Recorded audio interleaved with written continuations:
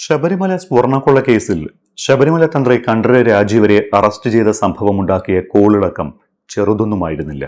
സിപിഎമ്മിന് രാഷ്ട്രീയ പ്രതിസന്ധി ഉണ്ടാക്കിയ സ്വർണ്ണക്കൊള്ള വിവാദത്തിൽ തന്ത്രിയുടെ അറസ്റ്റ് രാഷ്ട്രീയമായി തന്നെ സിപിഎം ഉപയോഗിച്ചു. അന്നുയർന്ന പ്രധാന സംശയമായിരുന്നു തന്ത്രിയുടെ അറസ്റ്റിൽ രാഷ്ട്രീയമുണ്ടോ എന്നത്. കഴിഞ്ഞ ദിവസം കോടതി ഉന്നയിച്ച വിമർശനം, മുതിർന്ന കോൺഗ്രസ് നേതാവ് രമേശ് ചെന്നിത്തല ഉയർത്തിയ സംശയം, ഇതെല്ലാം അന്നത്തെ സംഭവങ്ങളുമായി കൂട്ടി വായിക്കുമ്പോൾ തന്ത്രിയുടെ അറസ്റ്റും അതിന് പിന്നിലെ രാഷ്ട്രീയവും ബോധ്യമാകും. തന്ത്രിയെ മനഃപൂർവ്വം കേസിൽ കുടുക്കുകയായിരുന്നുവെന്നാണ് രമേശ് ചെന്നിത്തലയുടെ ആരോപണം. തന്ത്രിയുടെ അറസ്റ്റിൽ രാഷ്ട്രീയ ഇടപെടൽ ഉണ്ടായിട്ടുണ്ട് എന്നും SITയെ മുഖ്യമന്ത്രിയുടെ ഓഫീസ് നിയന്ത്രിച്ചിരുന്നു എന്നുമുള്ള രമേശ് ചെന്നിത്തല ഉന്നയിച്ച സംശയവും തെളിവൊന്നുമില്ലാതെ എന്തിനു വേണ്ടി തന്ത്രിയെ അറസ്റ്റ് ചെയ്തു എന്ന കോടതിയുടെ വിമർശനവും കൂട്ടി വായിക്കണം. തന്ത്രിക്കെതിരെ രാഷ്ട്രീയ നീക്കമുണ്ടായി എന്നും മന്ത്രിയെ രക്ഷിക്കാനാണ് തന്ത്രിയെ കരുവാക്കിയത് എന്നുമുള്ള സംശയം മുൻപ് തന്നെ UDF നേതാക്കളും BJP നേതാക്കളും ഉന്നയിച്ചിരുന്നതാണ്. അതേസമയം ഒരിടവേളയ്ക്ക് ശേഷം നിയമസഭാ സമ്മേളനം തുടങ്ങിയപ്പോൾ വീണ്ടും ശബരിമലയിലെ സ്വർണ്ണക്കൊള്ള ഉയർത്തിയ പ്രതിഷേധം ശക്തമാക്കി.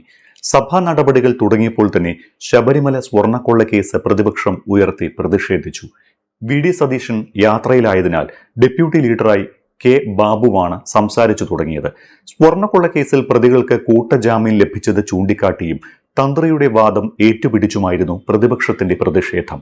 മന്ത്രി VN വാസവന്റെ രാജി ആവശ്യപ്പെട്ട് 2 പ്രതിപക്ഷ MLAമാർ സഭയ്ക്ക് മുന്നിൽ സത്യാഗ്രഹം നടത്തുന്നുണ്ട് എന്നും അവർക്ക് പിന്തുണ അറിയിച്ചുകൊണ്ടുള്ള പ്രതിഷേധം സഭയ്ക്ക് അകത്തുണ്ടാകുമെന്നും ബാബു പറഞ്ഞു. സഭാ നടപടികളുമായി സഹകരിക്കാൻ കഴിയില്ല എന്നും പ്രതിപക്ഷം നിലപാടെടുത്തു. ശബരിമല സ്വർണ്ണക്കൊള്ള കേസിലെ പ്രതിയായ തന്ത്രിക്ക് എന്ത് പ്രത്യേകതയാണ് ഉള്ളത് എന്നായിരുന്നു മന്ത്രി MB രാജേഷ് ചോദ്യോത്തരവേളയിൽ ചോദിച്ചത്. നാരങ്ങാ വെള്ളം കലക്കി BJPക്ക് കൊടുക്കാൻ കാത്തിരിക്കുകയാണ് മുസ്ലിം ലീഗ്. ഇവിടെ ഇരിക്കുന്ന കോൺഗ്രസുകാരിൽ എത്ര പേർ നാളെ കോൺഗ്രസിൽ ഉണ്ടാകുമെന്ന് പറയാൻ കഴിയുമോ? തങ്ങളൊഴികെ സ്വർണം കെട്ട എല്ലാവരെയും നിയമത്തിന് മുൻപിൽ കൊണ്ടുവരണമെന്നാണോ UDF നിലപാട് എന്നും മന്ത്രി MB രാജേഷ് ചോദിച്ചു. എന്നാൽ ആചാരലംഘനത്തിന് കൂട്ടുനിൽക്കാത്തതിനാലാണ് തന്ത്രിയെ അറസ്റ്റ് ചെയ്തത് എന്ന് വാദിച്ച പ്രതിപക്ഷം സഭ ബഹിഷ്കരിക്കുകയും ചെയ്തു.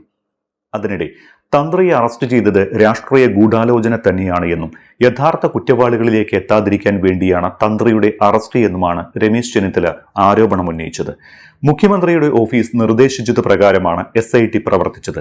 ശബരിമല സ്വർണ്ണക്കൊള്ള അന്വേഷണത്തിന്റെ ഒരു ഘട്ടം പിന്നിട്ടപ്പോൾ SITയെ നിയന്ത്രിച്ചിരുന്നത് സർക്കാരാണ് എന്നാണ് ചെന്നിത്തല ആരോപിക്കുന്നത്. തന്ത്രിയുടെ അറസ്റ്റ് നടന്നപ്പോഴും അടൂർ പ്രകാശിനെ ചോദ്യം ചെയ്തപ്പോഴുമുള്ള ഇടത് ഹാൻഡിലുകളുടെ ആഘോഷം ശ്രദ്ധിച്ചാൽ അക്കാര്യത്തിൽ നമുക്കും സംശയങ്ങൾ ഉണ്ടാകും. അന്നുവരെ SIT സർക്കാരിൻ്റെതല്ല എന്ന് വാദിച്ചിരുന്നവർ അതോടെ ഇത് സർക്കാരിന്റെ വിജയമായി സൈബർ ഇടത്തിൽ കൊണ്ടാടുകയും ചെയ്തു. SITയെ സർക്കാരും മുഖ്യമന്ത്രിയുടെ ഓഫീസും നിയന്ത്രിച്ചതിന് ഒരു പ്രധാന കാരണവും രമേശ് ചെന്നിത്തല മുന്നോട്ട് വയ്ക്കുന്നുണ്ട്. മുൻ മന്ത്രി കടകംപള്ളി സുരേന്ദ്രൻ, ഇപ്പോഴത്തെ മന്ത്രി VN വാസവൻ എന്നിവരിലേക്ക് അന്വേഷണം എത്താതിരിക്കാനാണ് മുഖ്യമന്ത്രി SITയുടെ അന്വേഷണത്തിൽ ഇടപെട്ടത് എന്നാണ് രമേശ് ചെന്നിത്തലയുടെ ആരോപണം.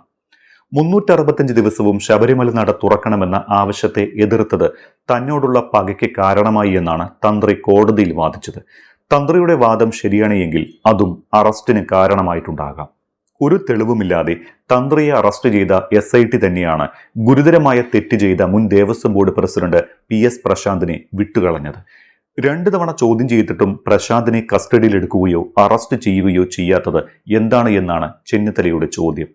നടപടിക്രമങ്ങൾ പോലും പാലിക്കാതെ തന്ത്രിയെ അറസ്റ്റ് ചെയ്തത് തദ്ദേശ തെരഞ്ഞെടുപ്പിലെ തിരിച്ചടി ബോധ്യപ്പെട്ടതോടെ അന്വേഷണം വഴിതിരിച്ചുവിടാനുള്ള നീക്കത്തിന്റെ ഭാഗമായിരുന്നുവെന്ന് ചെന്നിത്തല ആരോപിക്കുന്നു. ഇത്തരം ആരോപണങ്ങളും കഴിഞ്ഞ ദിവസത്തെ കോടതിയുടെ വിമർശനവും ചേർത്ത് വായിക്കുമ്പോൾ സാമാന്യ ബുദ്ധി ഉപയോഗിച്ച് ചിന്തിക്കുന്ന ഏതൊരാളും തന്ത്രിയുടെ അറസ്റ്റിൽ രാഷ്ട്രീയം സംശയിച്ചാൽ അതിൽ കുറ്റം പറയാനാകില്ല.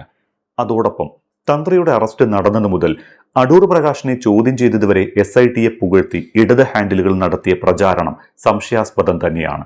കാരണം അന്നുവരെ സർക്കാരിന് അന്വേഷണ സംഘവുമായി ബന്ധമില്ല എന്നും കോടതിയാണ് SIT രൂപീകരിച്ചത് എന്നുമായിരുന്നു ഇടതുപക്ഷം അവകാശപ്പെട്ടിരുന്നത്. പക്ഷേ തന്ത്രി അറസ്റ്റിലായതോടെ ഇത് രാഷ്ട്രീയ എതിരാളികളെ ആക്രമിക്കാൻ ആയുധമാക്കാമെന്ന സുവർണാവസരമായി ഇടതുപക്ഷം അതിനെ കണ്ടു. ഒപ്പം തങ്ങളുടെ രാഷ്ട്രീയ നിലപാടിനെതിരെ നിന്ന തന്ത്രിയെ ഇല്ലായ്മ ചെയ്യാനുള്ള അവസരമായും സർക്കാർ ഈ അവസരത്തെ ഉപയോഗിച്ചു. അങ്ങനെ തന്ത്രിയുടെ അറസ്റ്റ് സർക്കാരിന്റെ രാഷ്ട്രീയ വിജയമായി. ഒന്ന് ഓർത്തു നോക്കൂ, എത്ര വേഗത്തിലാണ് SIT സർക്കാരിൻ്റേത് അല്ല എന്ന വ്യാഖ്യാനത്തിൽ നിന്ന് സർക്കാരിൻ്റേതാണ് എന്ന ആഖ്യാനത്തിലേക്ക് മാറിയത്.